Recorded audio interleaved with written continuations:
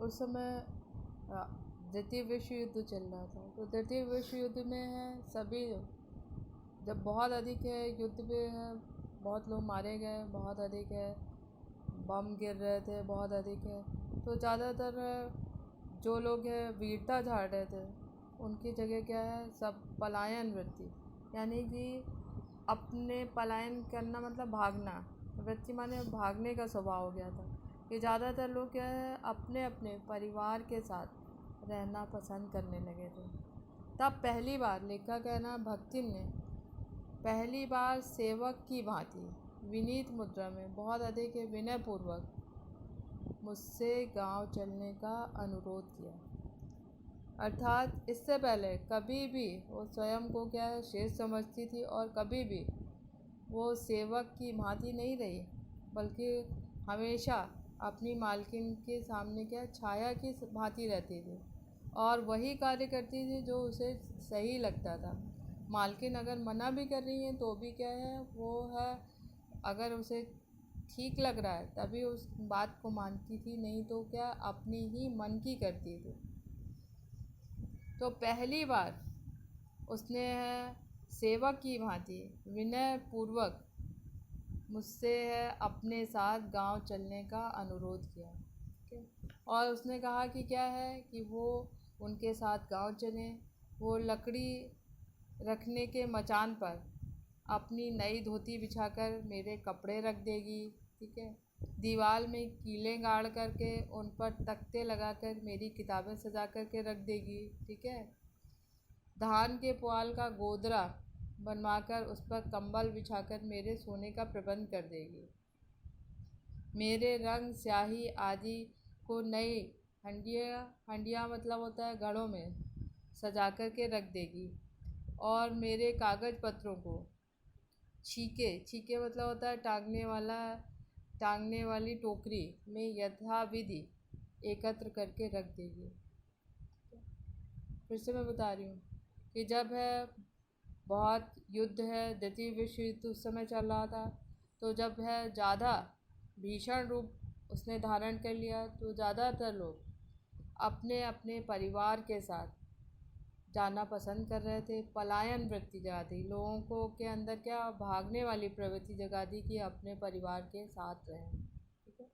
जैसे इस समय क्या है सभी है अपने अपने परिवार के साथ रहना पसंद कर रहे हैं।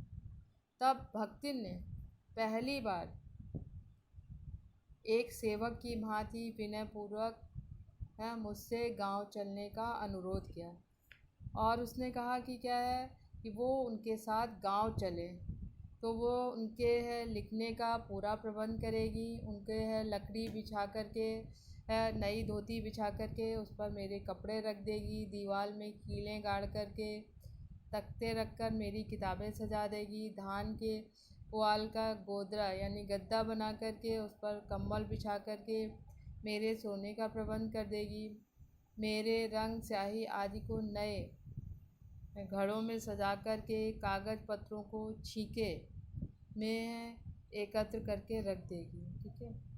परंतु जब लेखिका ने कहा कि मेरे पास तो वहाँ जाने के लिए पैसा ही नहीं है, तो भक्तिन ने इसे प्रस्ताव को अवकाश न देने के लिए, यानी प्रस्ताव को रद्द न करने के लिए कहा कि उसके पास पैसा है। तो उसके इस परिणाम ने क्या है मुझे क्या है विस्मित यानी आश्चर्यचकित कर दिया। अर्थात लेखिका को बहुत अधिक आश्चर्य हुआ, क्योंकि भक्तिन की कंजूसी क्या है पूरे घर में प्रसिद्ध थी। तो भक्तिन ने है परम रहस्य का उद्घाटन करते हुए लेखिका को अपने ये बताया कि क्या है उसके पास 5 बीसी और 5 रुपया गड़ा है, ठीक है। तो वो उनके साथ चलेगी, उनके पास पैसे नहीं है तो वो उसी से उसका सब प्रबंध कर देंगे, ठीक है।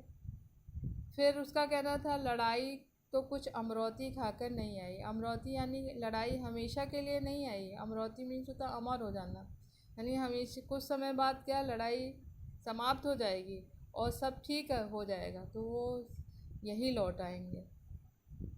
तो इस तरह से भक्तिन की कंजूसी के प्राण पूंजीभूत होते होते पर्वताकार बन चुके थे। अर्थात भक्तिन की कंजूसी के प्रमाण पूंजीभूत होते होते थोड़ा थोड़ा होते होते पर्वताकार माने इतने अधिक विशाल हो गए थे कि सबको मालूम था कि वो हद दर्जे की कंजूस है।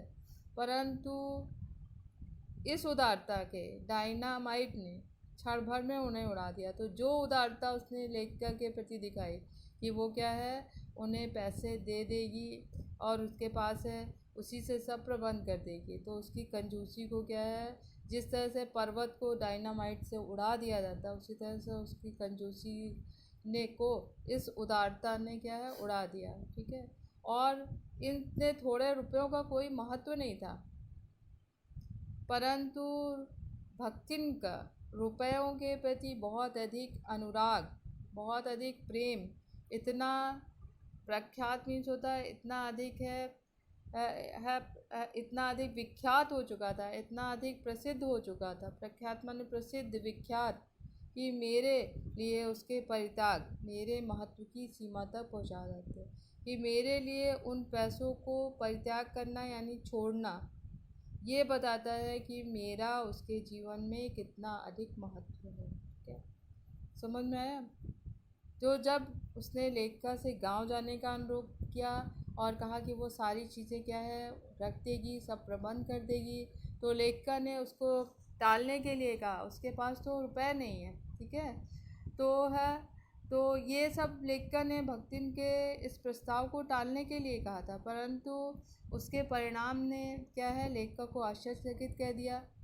उसने भक्तिन ने बताया कि उसके पास क्या है 5 रुपये और 5 बीसी हैं, वो उसी से सब प्रबंध कर लेगी और जब लड़ाई समाप्त हो जाएगी, सब ठीक हो जाएगा, तब क्या है यहाँ लौट आएंगी। तो लेखिका का कहना है कि भक्तिन की कंजूसी पूरे उसमें प्रसिद्ध थी और वो पर्वताकार बन चुकी थी, परंतु इस उदारता ने उसे डायनामाइट की भांति क्या है क्षण भर में उड़ा दिया।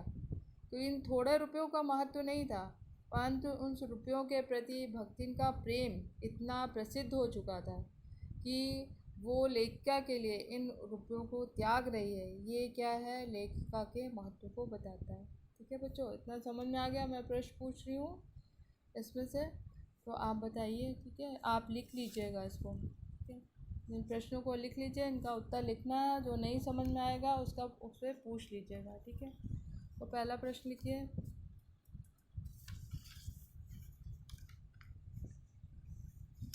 भक्तिन ने अपनी मालकिन को असाधारणता देने के लिए क्या प्रमाण दिया? भक्तिन ने अपनी, फिर से मैं रिपीट कर रही हूँ, भक्तिन ने अपनी मालकिन को असाधारणता देने के लिए क्या प्रमाण दिया? ठीक है, क्या पता है? अब नहीं होगा।